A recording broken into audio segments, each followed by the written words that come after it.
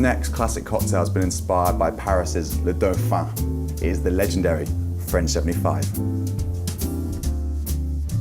First up, 25 mils of gin. Next up, we're going to add 20 mils of lemon juice. Just 10 milliliters of sugar syrup.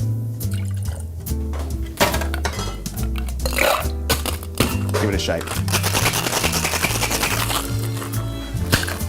Next up, double strain into a champagne flute.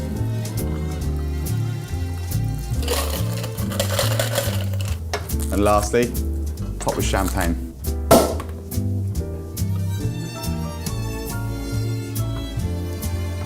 Give it a quick stir.